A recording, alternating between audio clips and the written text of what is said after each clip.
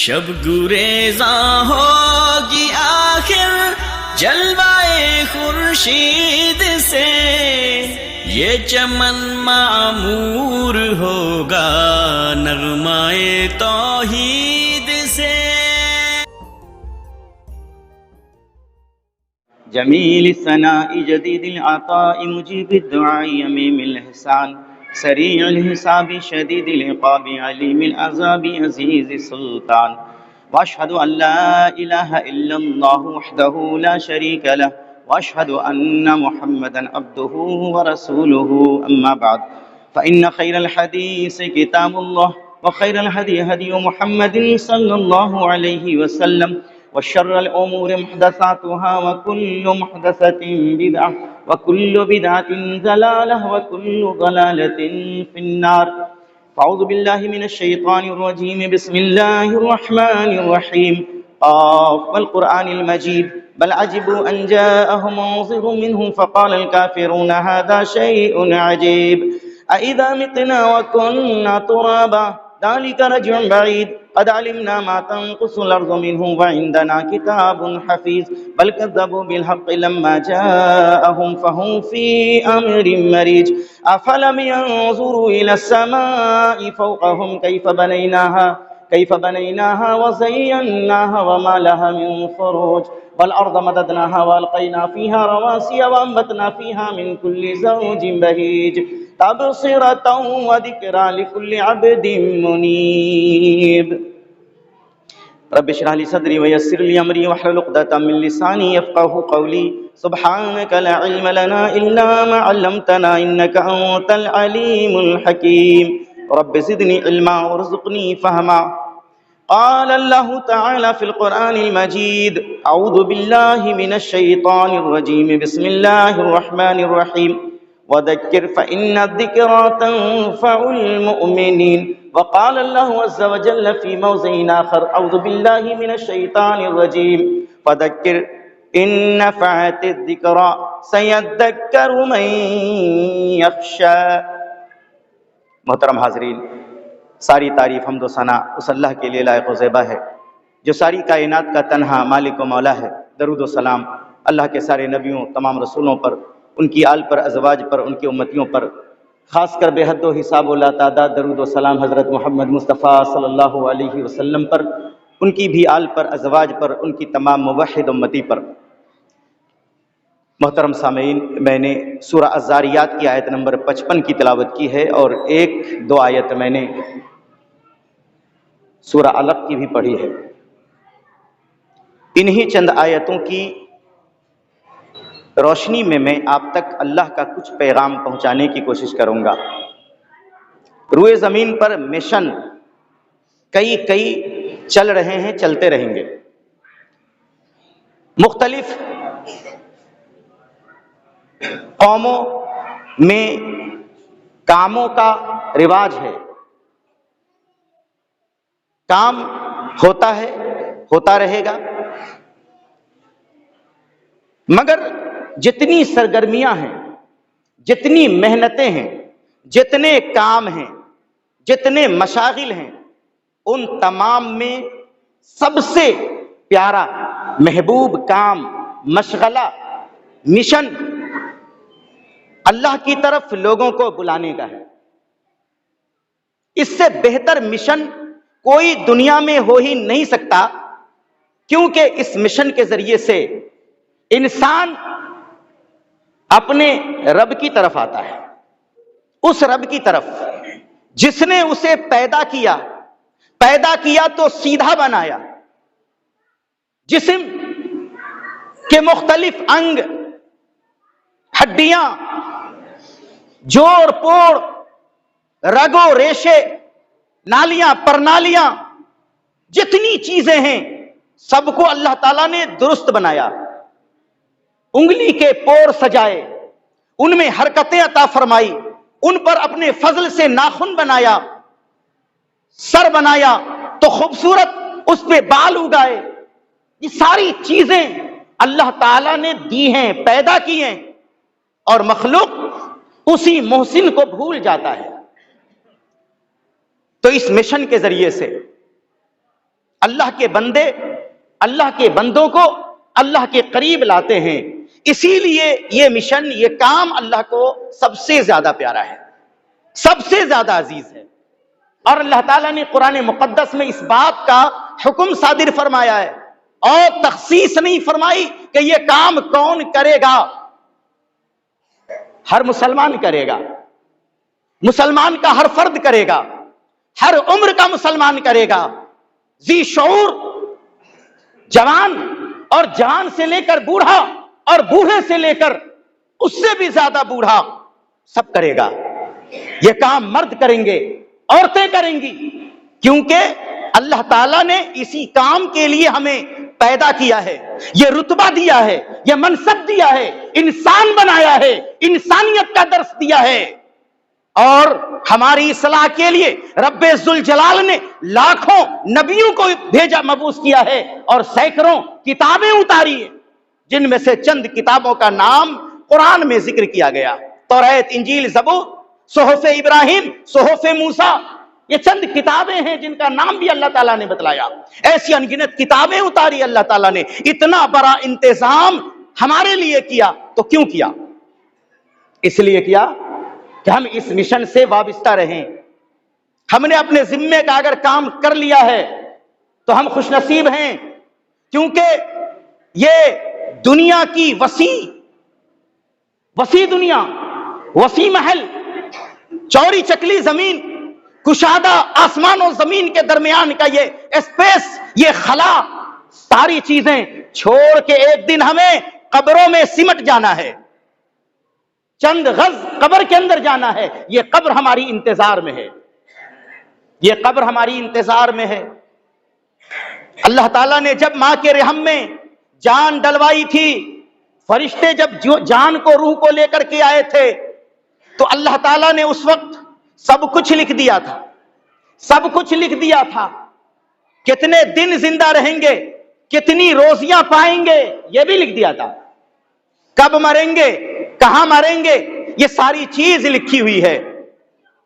اب اگر ہم تقدیر میں لکھی ہوئی ان چیزوں کو نہ مانیں اور یہ سمجھیں کہ ہماری کوششوں، ہماری محنتوں سے تقدیریں بدل جاتی ہے، ہم جو کرتے ہیں، ہماری جو محنتیں ہیں، یہ سب اسی کا ثمرہ ہے، اسی کا صلہ ہے، اگر یہ نہ کرتے تو شاید یہ نہ ہوتا، اگر یہ محنتیں نہ کرتے تو شاید ترقی نہ ملتی، اگر ہم جفا کشی نہ کرتے تو ہمیں روزیاں نہیں ملتی، تو گویا کہ ہم پرلے درجے کے کافر ہیں، پرلے درجے کے کافر ہیں، بدترین قسم کے انسان ہیں۔ مسند احمد میں ایک روایت، آسمانی کتابوں میں اس طرح کا ذکر ملتا ہے کہ پروردگار عالم اپنے بندوں سے ارشاد فرماتا ہے کہ اے میرے بندوں، میں نے تمہیں اپنی بندگی کے لیے پیدا کیا، اے میرے بندوں، میں نے تمہیں اپنی عبادت کے لیے پیدا کیا ہے، لہذا تم اس میں غفلت نہ برتنا، کوتاہی نہ کرنا، سستی نہ کرنا۔ میرے بندوں، میں نے تمہارے اوپر جو نمازیں فرض کی ہیں، روزے فرض کیے ہیں، میں نے قرآن اتارا تھا کہ تم اس کی تلاوت کرو، اور صرف تلاوت ہی کی حد تک تلاوت نہ کرو بلکہ اسے سمجھو، اس پہ عمل بھی کرو۔ اے میرے بندو، میں نے تمہیں اپنی عبادت کے لیے پیدا کیا ہے، اس میں کاہلی نہ کرو، اس میں سستی نہ کرو، اور مجھے ڈھونڈو، مجھے تلاشو۔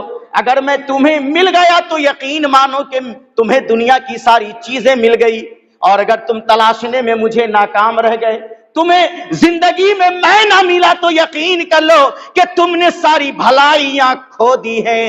اے میرے بندو، میں نے تمہیں پیدا کیا ہے، تمہاری روزیوں کا ضامن بھی میں ہوں، روزی دینا میرا ہی کام ہے، اس روزی کو تلاشنے میں زیادہ تکلیف نہ اٹھانا، زیادہ مشقتیں نہ اٹھانا، روزی میں تمہیں دوں گا، میں نے لکھ دیا ہے، جتنی روزی میں نے لکھ دی ہے، کسی کی مجال نہیں ہے کہ ان روزیوں کے ملنے سے تمہیں روک دے، تو تم زیادہ مشقت نہ کرنا، معمول کے مطابق کام کرنا، وہ روزیاں تم کو مل کے رہیں گی۔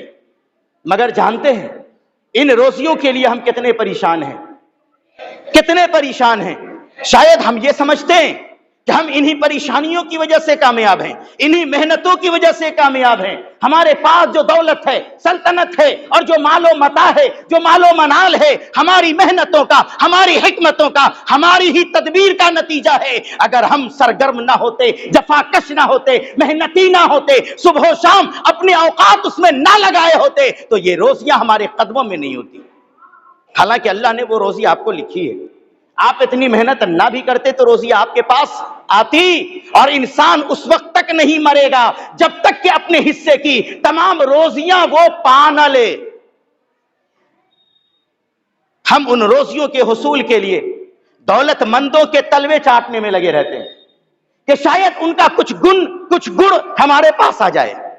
جس طریقے سے انہوں نے کامیابیوں کے زینے طے کیے ہیں، ان کی چمچاگیری سے ہمیں کچھ فائدہ ہو جائے۔ جتنی محنت یہ مالداروں کو، سرداروں کو، دولت مندوں کو منانے میں لگاتے ہیں، اس سے ادنا محنت میں انہیں خدا مل سکتا تھا، ان کو ان کا رب مل سکتا تھا۔ اور اللہ فرماتا ہے اگر تم نے مجھے پا لیا تو دنیا کی ساری بھلائیاں تم نے پا لی۔ ہم فکر دولت میں، فکر معاش میں پریشان ہیں، مگر زندگی کا ایک پل اللہ کو ڈھونڈنے میں نہیں لگاتے ہیں۔ سورہ زاریات میں نے تلاوت کی، آیت نمبر 55 پڑھی ہے۔ اللہ ارشاد فرماتا ہے وَذَكِّرْ فَإِنَّ الذِّكْرَىٰ تَنفَعُ الْمُؤْمِنِينَ۔ ارے ہم سب کو مومن سمجھتے ہیں، یہ ہماری غلطی ہے۔ ہمارے پاس بصیرت نہیں ہے، دور اندیشی نہیں ہے، ہم مسئلے نہیں جانتے، قرآن کا پیغام ہمارے پاس نہیں ہے، حدیث کا فرمان ہم نے یاد نہیں کیا ہے۔ ہم سب کو مسلمان سمجھتے ہیں، مگر مسلمان تو صرف وہ ہے جس کو خدا مسلمان کہتا ہو، جس پر نبی پاک صلی اللہ علیہ وسلم نے ایمان کی مہر لگائی ہو، وہی مومن ہے۔ باقی سب کافر ہے، باقی سب کافر ہے۔ اللہ تعالیٰ قرآن مقدس میں ارشاد فرماتا ہے کہ وَمَا يُؤْمِنُ أَكْثَرُهُمْ إِلَّا وَهُمْ مُشْرِكُونَ۔ بہت سارے لوگ جو مسلمان بنے ہیں، صاحب ایمان بنے ہیں، بہت سارے لوگ، ان میں سے زیادہ لوگ مشرک ہیں۔ بڑی بھیڑ ہے مسلمانوں کی، ایمان والوں کی، دعوے داروں کی، ان میں زیادہ لوگ کافر و مشرک ہیں۔ زیادہ نماز نہیں پڑھیں گے تو مسلمان رہیں گے، قرآن کو ہاتھ نہ لگائیں مسلمان ہیں، روزے نہ رکھیں ٹھیک سے مسلمان ہیں، غریبوں کا حق ادا نہ کریں مسلمان ہیں، لوگوں کی زمینیں ہتھیائیں مسلمان ہیں، لوگوں کے دلوں کو ناراض کریں مگر مسلمان ہیں، لوگوں کے پیچھے پڑے رہیں پھر بھی مسلمان ہیں، غیبت و چغلی سے ہماری زبان داغدار ہے پھر بھی مسلمان ہے، دل میں منافقت ہے پھر بھی مسلمان ہے۔ ہم سب کو مسلمان سمجھتے ہیں، مگر اللہ کے ہاں مسلمانوں کی تعداد بہت کم ہے۔ لہذا اللہ نے کیا فرمایا؟ اتنے بڑے مجمع کو خطاب کرو خطاب کرو، تقریریں، وذکر، نصیحت کرو، اے محمد رسول اللہ نصیحت کرو، فَإِنَّ الذِّكْرَىٰ تَنفَعُ الْمُؤْمِنِينَ، لیکن یہ یقین رکھو کہ نصیحتیں، تقریریں، واعظ و بیان یہ صرف ایمان والوں کو نفع دیں گی۔ بڑے مجمع میں ایمان والے اگر 10 ہیں تو وہی 10 ان نصیحتوں سے فائدہ اٹھائیں گے اور باقی لوگ دامن جھٹک کے اٹھ جائیں گے، ان کی زندگی میں کوئی اصلاح، کوئی تبدیلی، کوئی انقلاب آنے والا نہیں ہے۔ تو ہماری بھاری اکثریت کیا کہے گی؟ تقریر کیسے کوئی فائدہ ہے؟ جلسے سے کوئی فائدہ ہے؟ اتنا چیخنے سے کوئی فائدہ ہے؟ واقعی فائدہ نہیں ہے بھائی، 10 لوگ ہی فائدہ اٹھانے والے ہیں، باقی لوگ اللہ کے فیصلے کے مطابق مشرک ہیں، مرتد ہیں، کافر ہیں، دین کے دشمن ہیں، حدیث کے باغی ہیں، منافق ہیں، دہریہ ہیں، ان کی زندگی میں تو ایمان ہی نہیں ہے، تو ان کو فائدہ کیسے ہوگا؟ فائدہ صرف ایمان والوں کو ہوگا، مسلمانوں۔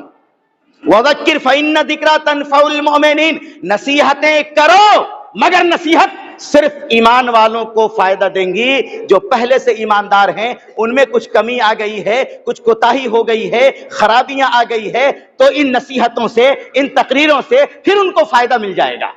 گناہوں سے توبہ کریں گے، کوئی سستی ہو گئی، کوئی کاہلی ہو گئی، کوئی گناہ ہو گیا، توبہ کر لیں گے، نصیحت سے ان کو فائدہ ہو جائے گا، گناہوں سے ان کو نجات مل جائے گی۔ یہ چند لوگ، مٹھی بھر لوگ ہی نصیحتوں سے فائدہ اٹھا پائیں گے۔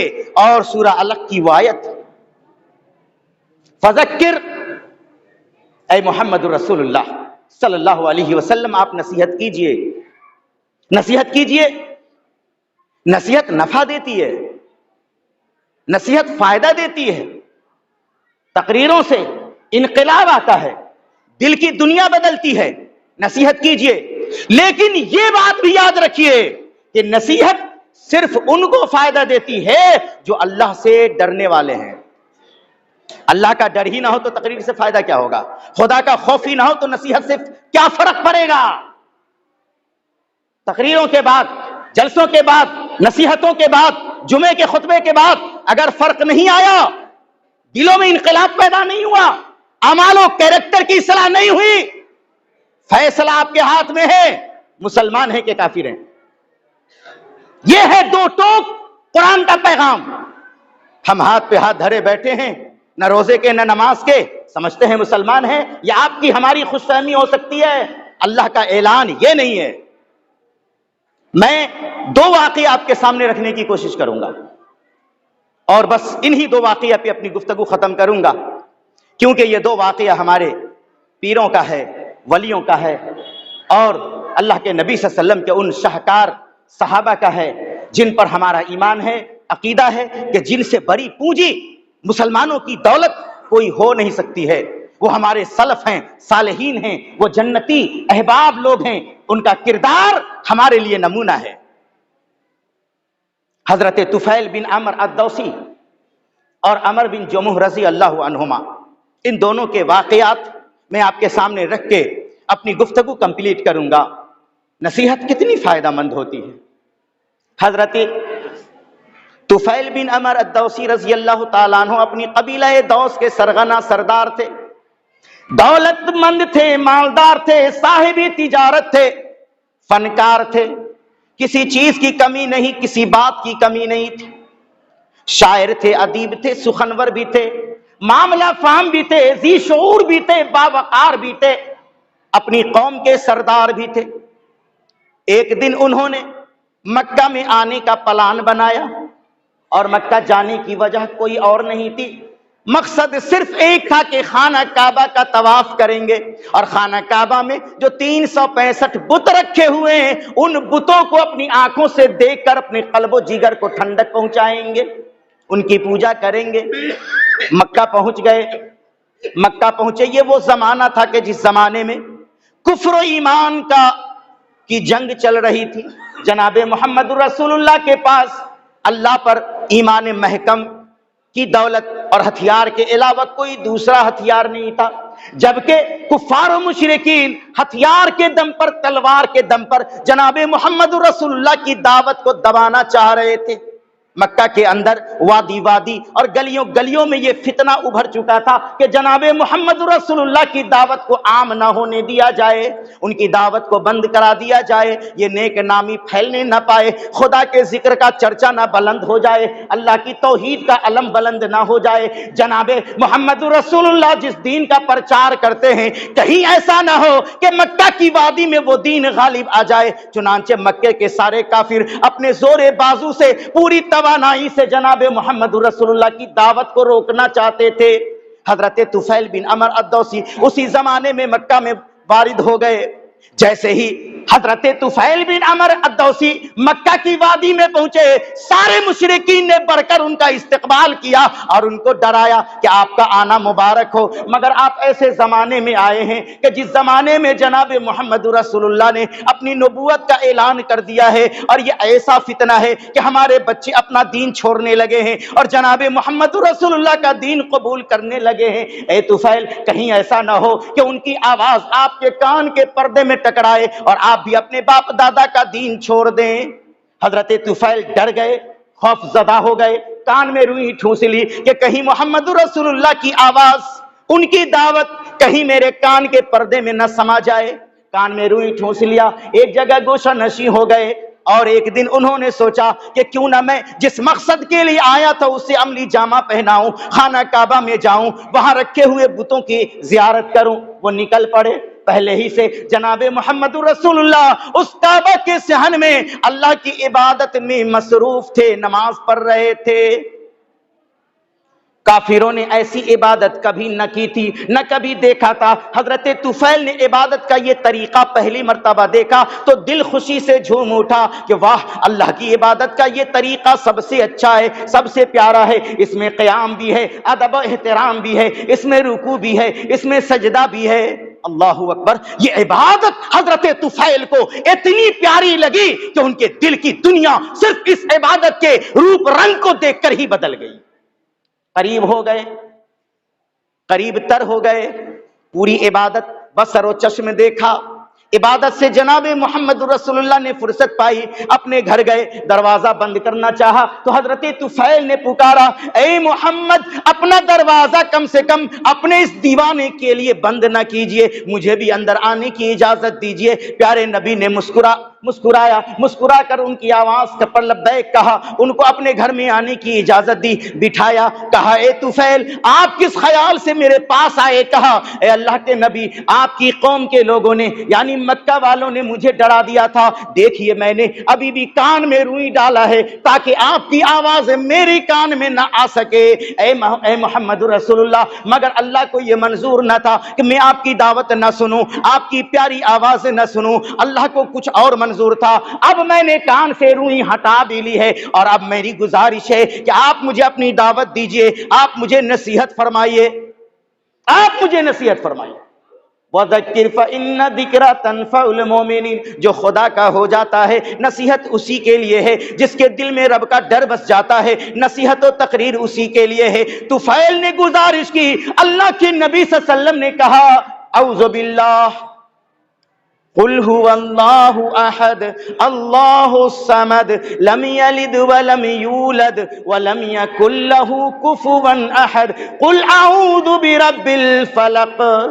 پوری 2 سورتیں سنا دی، ایسی آواز کبھی نہ سنی تھی، ایسا انداز کبھی نہیں دیکھا تھا، ایسا اعلان کان کے پردے سے کبھی نہیں ٹکرایا تھا۔ قل هو اللہ احد، کہہ دیجئے کہ وہ اللہ جس نے زمین بنائی، آسمان بنایا، سارا سنسار بنایا، ہر چیز پیدا کی، تجھے پیدا کیا، مجھے پیدا کیا، وہ اللہ ایک ہے، کوئی دوسرا اس کے ساتھ نہیں ہے۔ اللہ الصمد، وہ ہر چیز سے بے نیاز ہے۔ یہ دعوت کی پہلی صدا تھی، یہ نصیحت کی پہلی آواز تھی جو حضرت طفیل کے کان میں پڑی تھی، اور اس نصیحت نے ان کی زندگی بدل دی۔ اسی وقت اسی مجلس میں نصیحت سن کر فارغ ہوئے تو پکارا، اشہد اللہ الہ الا اللہ واشہد ان محمدا عبدہ ورسولہ۔ ابھی ایک بار نصیحت سنی، دل کی دنیا بدل گئی، نبی کی ایک تقریر سنی، دل کی دنیا بدل گئی، اللہ وحدہ لا شریک کا ابھی 2 پیغام سنا تھا، 2 سورتیں سنائی گئی تھی، دل کی دنیا بدل گئی۔ پورا قرآن سننے والوں، تمہارے دل کی دنیا کیوں نہیں بدلتی؟ تمہارے کردار میں فرق کیوں نہیں آتا؟ اصل میں دلوں کے اوپر جو زنگ ہے کفر و شرک کا، وہ پھٹے، تب تو نصیحتیں دل کے اندر اتریں۔ ہم اپنے اس زنگ کو دلوں کے اوپر سے اتاریں۔ اگر نصیحت ہمارا دل قبول نہیں کرتا تو ہم انا للہ پڑھیں، اللہ تعالیٰ سے رجوع کریں۔ اے اللہ، کیا بات ہے کہ انہوں نے ایک آیت سنی تو مسلمان ہو گئے، پورا قرآن سن کر ہمارے ایمان میں کوئی جنبش نہیں آتی، کوئی فرق نہیں پڑتا۔ حضرت عمر بن جموح رضی اللہ تعالیٰ عنہ کی زندگی کا واقعہ سن لیجیے اور تھوڑا سا مجھے وقت دیجیے گا۔ حضرت عمر بن جموح رضی اللہ تعالیٰ عنہ یثرب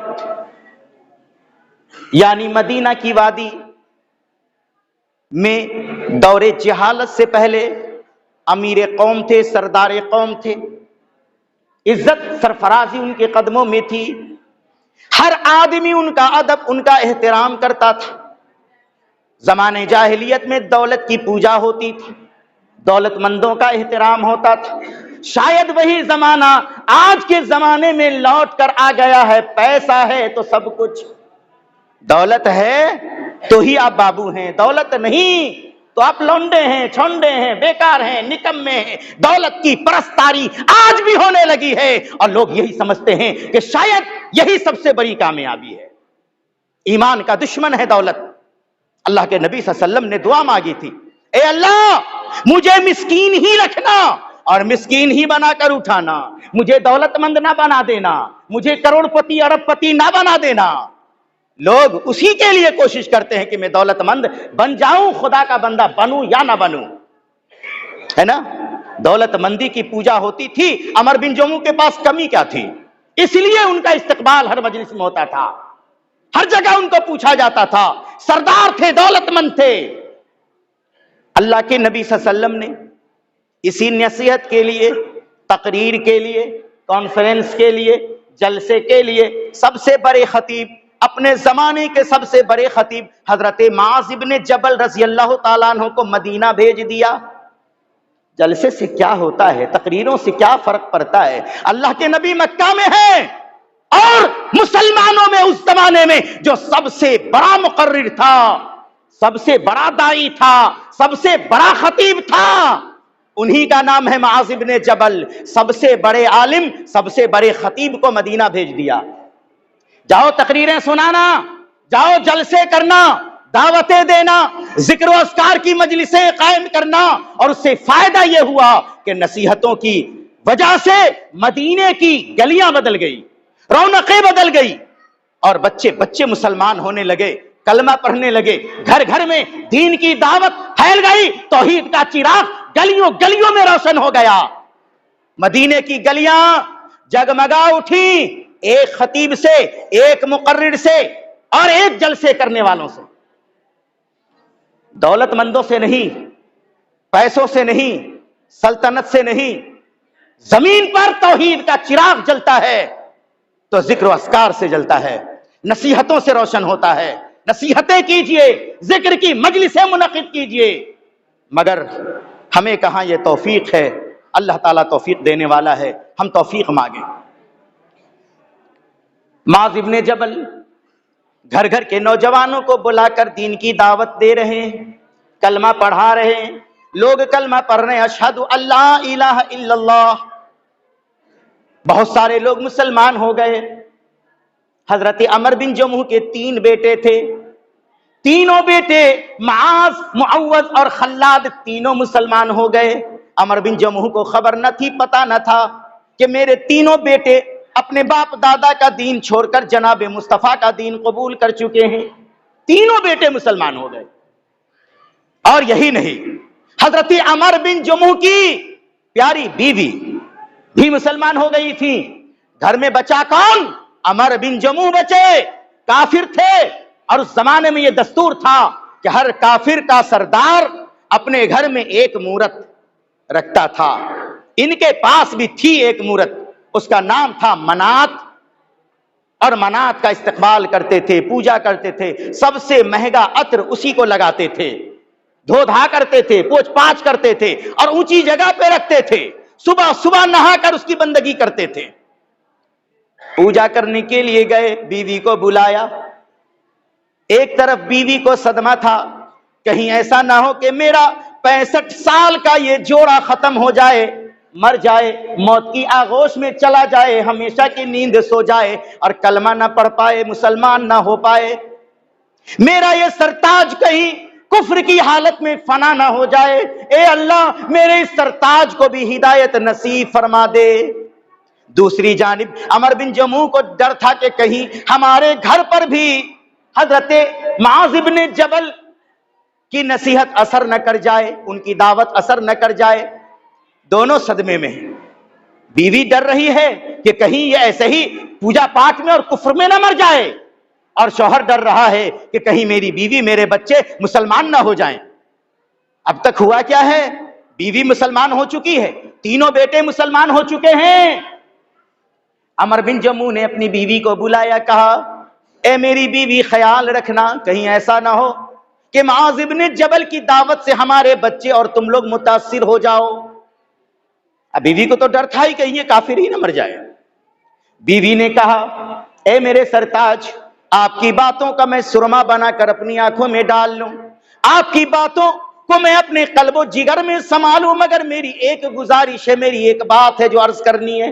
کہا کیا؟ کہا کہ آپ اپنے بڑے بیٹے معاذ کو بلا کر وہ بات تو سن لیجئے جو انہوں نے حضرت معاذ ابن جبل سے یاد کی ہے، سیکھی ہے. گھبرا گئے رے، وہ مسلمان ہو گیا، مرتد ہو گیا، دین چھوڑ دیا. اس نے داڑھی رکھ لی ہے، نمازی بن گیا ہے، ٹوپی پہن لیا ہے، ڈریس چینج کر لیا ہے، دل کی دنیا بدل گئی ہے، ہمیں پتا تک نہیں ہے وہ مسلمان ہو گیا۔ کہا کہ اللہ میں یہ کہاں کہہ رہی ہوں کہ مسلمان ہو گیا ہے، میں تو صرف یہ کہہ رہی ہوں کہ آپ کا بڑا بیٹا ایک مرتبہ ان کی تقریر میں گیا تھا، ایک مرتبہ ان کے پروگرام میں گیا تھا، اور جو بات ہوئی اس نے یاد کر لی ہے، دیکھیے آپ بھی سن لیجئے، اگر بات اچھی ہے تو مانیے، نہیں تو اپنے بچوں کو سمجھائیے، آپ بھی سمجھیے۔ کہا بلاؤ اس کو۔ حضرت معاذ کو بلایا، بٹھایا، کہا بیٹے تم نے کیا سیکھا، کیا پڑھا؟ کہا ابا جان میں نے ایک سورہ یاد کی ہے۔ کہا مجھے سناؤ۔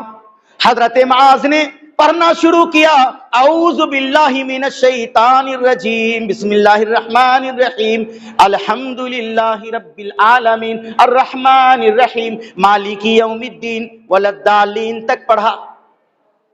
کہا بیٹا جان تو ہے بہت، ایسا تو آج تک سنا نہیں تھا، یہ اشلوک، یہ منتر بہت اچھا ہے، ایسی باتیں وہ کرتا ہے معاذ بن جبل، یا ایسی تقریر ہوتی ہے، ایسی نصیحتیں ہوتی؟ کہا ابا اس سے بھی اچھی اچھی باتیں وہاں ہوتی ہے۔ کہا کہ بیٹا بات تو اچھی ہے، مگر میں اپنے بت سے، منات سے مشورہ لے لوں، پوچھ لوں اس کی کیا رائے ہے۔ بیٹوں نے کہا ابا وہ کبھی بولے گا، وہ کبھی بتائے گا۔ ابا نے کہا سن چپ، میں نے کہہ دیا نا پوچھوں گا تب کچھ کروں گا۔ بیٹے ڈر گئے، چپ ہو گئے۔ منات، عمر بن جموح کی عادت تھی کہ منات سے جب کوئی مشورہ لیتے تو منات کے پیچھے نہایت بڈھی عورت کو کھڑا کر دیتے، اور منات سے پوچھتے، اور وہ بوڑھی عورت پیچھے سے بولتی، تو یہ سمجھتے تھے کہ وہ بوڑھیا وہی بات بولتی ہے جو منات یعنی میرا خدا اس کے دل میں ڈالتا ہے، یہ عقیدہ تھا، حالانکہ ایسی بات تو تھی نہیں۔ حضرت عمر بن جموح بت کے پاس گئے، منات کے پاس گئے، کہا اے منات، مدینے میں ایک واعظ، ایک مبلغ آیا ہے، ایک مقرر آیا ہے جو تقریر صرف آپ کے خلاف کرتا ہے، جس کی تقریر کا منشا صرف آپ کو نقصان پہنچانا ہے، یعنی آپ کی بندگی سے روکنا ہے۔ وہ ہمارا دشمن نہیں، ہمارے جان کا دشمن نہیں، ہمارے مال کا دشمن نہیں، اگر اسے دشمنی ہے تو آپ کی عبادت سے ہے۔ آپ کیا مشورہ دیتے ہیں؟ بڑھیا کو سمجھ ہی میں کچھ نہیں آیا، اس کا جواب کیا دیں، چپ ہو گئی۔ عمر بن جموح نے کہا کہ اچھا لگتا ہے کہ میری اس بات سے آپ ناراض ہو گئے، آپ کی قسم ہے، اب آج کے بعد سے یہ بات میں آپ سے کبھی نہیں کروں گا، اور آپ کے پاس آتا رہوں گا تاکہ آپ خوش ہو جائیں۔ بیٹوں نے دیکھا کہ ابا سدھریں گے نہیں، چنانچہ رات آئی، معاذ نے، معوذ نے، خلاد نے معاذ بن جبل کو بلایا، چاروں نے مل کر اس بت کو اٹھایا، لے گئے گھر سے باہر اور ایک کنویں میں دھکیل دیا۔ کنواں بھی گندا، قوم وہاں گندگی پھینکتی تھی، کچرا، اسی میں بیچارہ پڑا رہا رات بھر۔ عمر بن جموح اٹھے، کھوجتے کھوجتے غصہ کرتے کرتے وہاں پہنچے، دیکھا اوندھا پڑا ہے، اٹھایا، دھویا، خوشبو لگایا، پھر لا کر چپکا دیا۔ کہا کہ ہم کو خبر ہوتی نہ منات تو اس کی خیریت نہیں تھی، مگر ہمیں پتہ ہی نہیں ہے۔ 2 دن 3 دن ایسا ہی ہوتا رہا۔ ایک دن عمر بن جموح نے تلوار لی اور منات کے گردن میں لٹکا دیا، کہا اے میرے خدا، اب ہم نے تلوار بھی دے دیا ہے، ہم کو تو پتہ نہیں چلتا ہے، اب آپ اس کی گردن اڑا دیجئے گا۔ پھر وہی پلان ہوا، تلوار کو گردن سے ہٹا دیا، اور ان چاروں نے اس بت کو اٹھایا اور اس کے ساتھ مرا ہوا کتا بھی باندھ دیا اور اسی غلیظ کنویں میں پھینک دیا۔ پھر یہ اٹھے، دیکھا کہ تلوار تو اس کے گلے میں ہے نہیں، کتا بندھا ہوا ہے۔ اتنا بیکار ہے میرا خدا، اتنا گھٹیا ہے۔ چلایا، کہنے لگے دھت تیری، تو خدا نہیں ہو سکتا رے، تو خدا نہیں ہو سکتا، تیرے گلے میں کتا بندھا ہے، اگر تو خدا ہوتا، نفع نقصان کا مالک ہوتا تو اتنا کام اپنا نہیں کر لیتا، جو تو اپنی بچاؤ نہیں کر سکتا ہے تو میری طرف سے دفاع کیا کر سکتا ہے۔ نفرت ہو گئی، آئے گھر، کہا بیٹا وہی بات اچھی تھی جو تم نے کی تھی، وہی نصیحت، فذکر فإن الذکر تنفع المؤمنین، اگر تقریر کا فائدہ آج نہیں ہوا تو کل ہوگا، پرسوں ہوگا، ایک مدت کے بعد ہوگا، ایک زمانے کے بعد ہوگا، یہ خدا کا کلام ہے، سنانا اس کا رائے گا نہیں جائے گا۔ عمر بن جموح کے دل کی دنیا اب بدلنے لگی، کلمہ پڑھ کے مسلمان ہو گئے، اور اس کے بعد بڑا طویل قصہ ہے، دل دہلانے والا، دل دہلانے والا۔ عمر بن جموح کی ایک ہی ٹانگ تھی، बेचारे की 65 साल के थे। हमारे जवानों का वो किरदार नहीं है जो अमर बिन जमू ईमान लाने के बाद अदा कर रहे हैं। निदामत के आंसू बह रहे हैं, ए अल्लाह आज मुसलमान हुआ, कल जो काफिर था कितनी मूर्तों की पूजा कर ली, कितने गुनाह कर लिए, अपनी पेशानी कहां कहां झुका दी, ए अल्लाह उन गुनाहों का कफारा मैं कहां से दूं। रोते रहे, बिलबिलाते रहे। उसी जमाने में अल्लाह के नबी सल्लल्लाहु अलैहि वसल्लम तैयारी कर रहे थे गज़वाए बदर की, और अमर बिन जमू के तीनों बेटे तलवार पिजा रहे थे, खुशी से आ रहे थे, खुशी से जा रहे थे, और जामे शहादत पीने का शौक देखकर मस्त हो रहे थे। हाँ, मेरा बेटा शहादत का जाम पीने की तैयारी कर रहा है। दिल में अरमान जागा कि मैं बूढ़ा हूं तो क्या हुआ, तलवार मैं भी उठाऊंगा।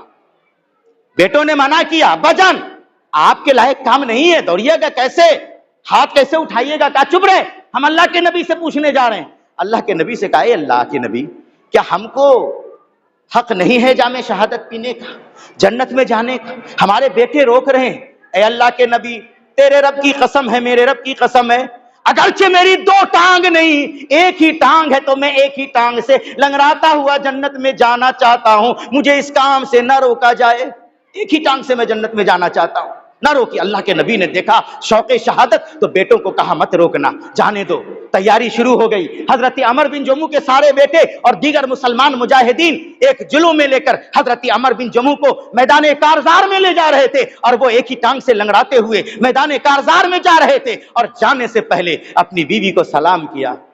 इस तरह अलविदा किया बीवी को, इस तरह अलविदा किया कि उन्होंने यकीन दिलाया कि बीवी बेगम मेरे लौटने का इंतजार मत करना, मैं जन्नत में मिलूंगा। इस तरह से अलविदा कहा और लौट गए।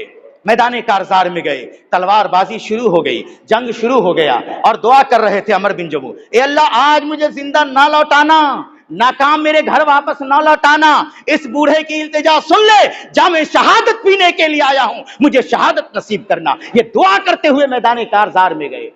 जंग खत्म हो गई, मुसलमान जीत गए। अल्लाह के नबी शहीदों को चुनने लगे। देखा अमर बिन जमू भी पड़े हैं, खून से लथपथ जनाजा उनका पड़ा है। उनके एक और दोस्त हैं, उनका भी जनाजा पड़ा है, उनके बेटे का जनाजा पड़ा है। अमर बिन जमू और उनके एक दोस्त दोनों को एक ही कब्र में दफनाया, और अल्लाह के नबी सल्लल्लाहु अलैहि वसल्लम ने फरमाया ये दोनों अल्लाह के लिए मोहब्बत करते थे।